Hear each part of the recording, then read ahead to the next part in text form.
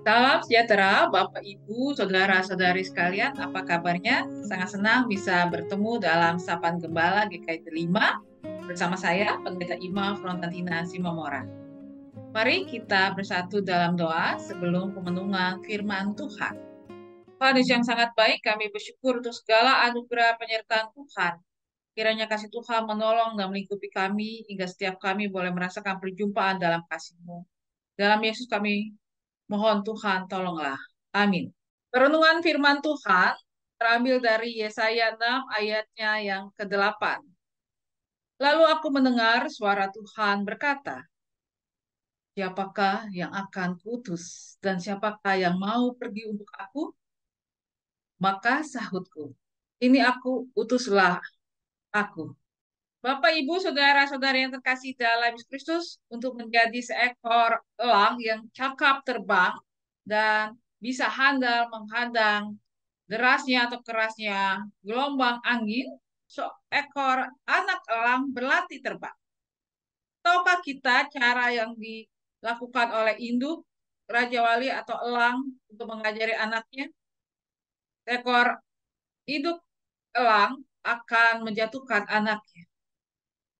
Maka si anak akan terjatuh dan berbentur dengan ranting-ranting pohon atau dahan pohon yang besar, bahkan juga batu karang yang cukup besar.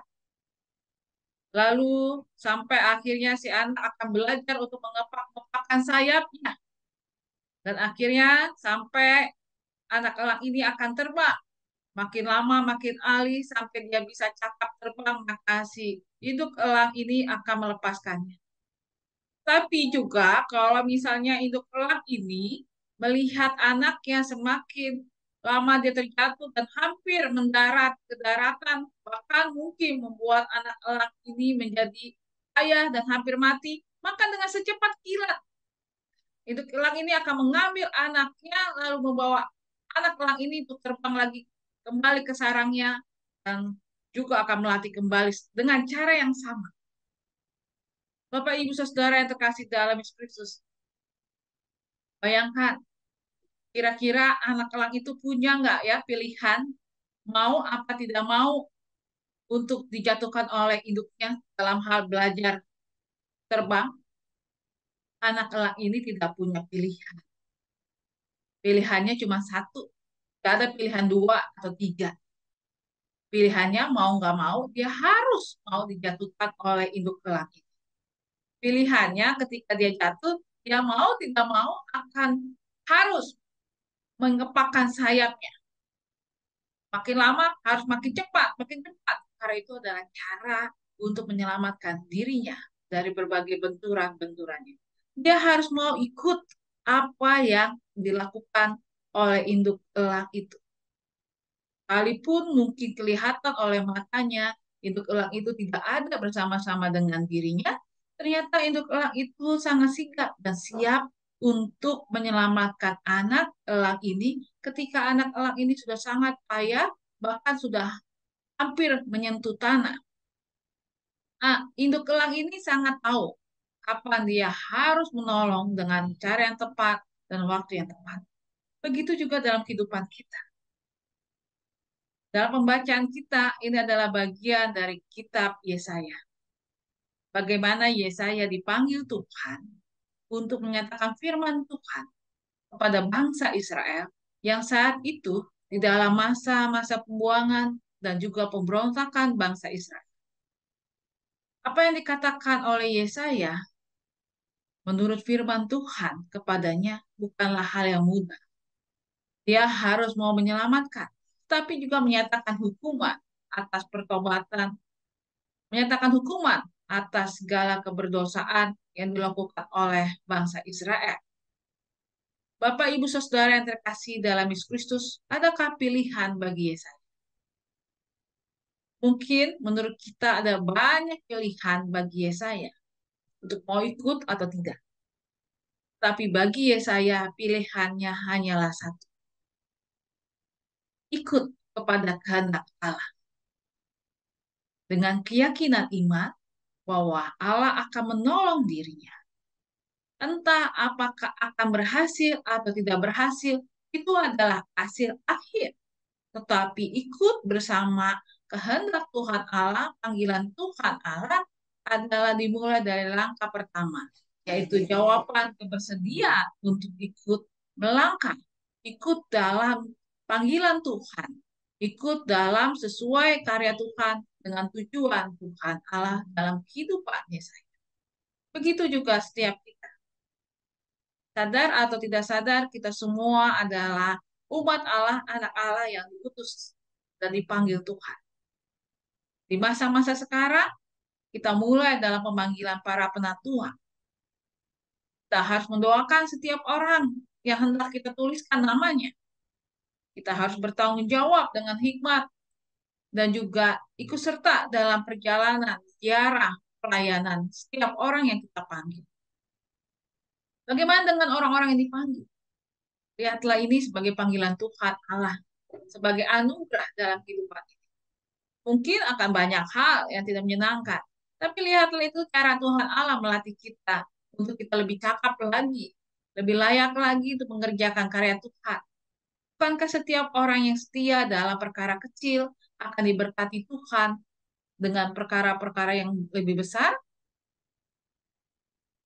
Seperti induk elang tadi, yang sangat tahu kapan waktunya untuk menolong anak elang itu. Dia mungkin kelihatannya tega menjatuhkan anaknya. Dalam hidup kita, kita bisa mengalami banyak kesulitan, terpaan. Mungkin kita juga berpikir, kok Tuhan tega banget membiarkan kita? Kok Tuhan sepertinya jauh? Kok Tuhan sepertinya menghukum kita? Belum tentu Bapak Ibu Saudara. Siapa tahu dan kita yakin itu adalah cara Tuhan untuk mengajari kita, mengelola kita, supaya kita lebih cakap dalam pelayanan Tuhan. Lebih cakap juga untuk ikut serta sesuai dengan kehendak Tuhan. Bahkan juga lebih cakap dalam mengerjakan karya keselamatan. Bisa juga itu cara Tuhan untuk melatih kita supaya kita menjadi anak Tuhan yang lebih dipercaya untuk menampung karya-karya yang luar biasa dalam hidup. Kalau hidup saja tahu bagaimana mengajari anaknya untuk cakap dan tahu dengan waktu yang tepat, cara yang tepat, bagaimana menyelamatkan anaknya, apalagi Tuhan kita Yesus Kristus. Apapun panggilan Bapak Ibu, lakukanlah dengan senang hati. Lakukanlah dengan keyakinan iman bahwa Tuhan tidak pernah meninggalkan kita dan Tuhan sangat tahu bagaimana caranya dan kapan waktunya menolong, menyelamatkan kita. Tuhan Yesus memberkati kita. Amin. Mari kita bersatu dalam doa sapa. Tuhan Allah yang luar biasa, terima kasih untuk anugerah penyertaan Tuhan. Saat ini kami mau menyatukan hati kami secara khusus untuk proses-proses pemanggilan calon-calon penatua, calon-calon pengurus baik di gereja, di klasis, di sinode. Tuhan yang memberkati segala sesuatunya dengan hikmat kasih Tuhan dan kekuatan tangan kasih Tuhan. Bagi mereka yang terpanggil, biarlah Tuhan berikan kepekaan untuk merasakan karya Tuhan, panggilan Tuhan, urapan kasih Tuhan, dan kekuatan tangan kasih Tuhan. Bagi setiap kami yang akan memanggilnya, menuliskannya, biarlah kami juga diberikan hikmat agar setiap orang yang kami pilihkan, kami juga berhikmat dan bertanggung jawab. Berjalan bersama, tidak hanya asal-asalan menulis, tetapi baiklah kami menggumuli, agar setiap orang yang terpanggil tidak menjadi batu sandungan dalam pelayanan, baik secara pribadi maupun sebagai keluarga. Tuhan Yesus yang sangat baik, kami juga mengingat akan perjuangan kehidupan bagi Ibu Trisnawati, bagi Ibu Titin, Bapak Tanto, Bapak Maharbono, Ibu Nani Maharbono. Kami juga berdoa untuk Ibu Sumiati. Kami berdoa ya Bapak untuk Oma Budi, Oma Heni Cahaya, Ibu Nani Pangestu, Oma Budi, Oma Sayan, mereka yang sudah berlanjut usia dan usia indah.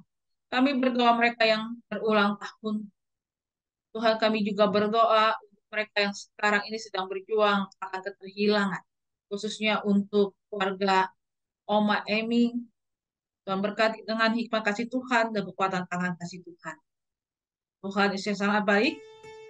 Tuhan juga berkati kehidupan gerejamu, supaya boleh menjadi rumah cinta Tuhan. Tuhan Yesus, inilah doa kami yang kami haturkan bersama doa Bapa kami. Bapa kami yang ada di sorga, dikuduskanlah namamu, datanglah kerajaan-Mu, jadilah kehendak-Mu di bumi seperti di sorga. Beri kami hari ini makanan yang secukupnya. Ampuni salah kami seperti kami ampuni yang bersalah pada kami. Jangan bawa kami dalam pencobaan, melainkan lepaskan kami dari yang jahat. Sebab Kaulah yang punya kerajaan dan kuasa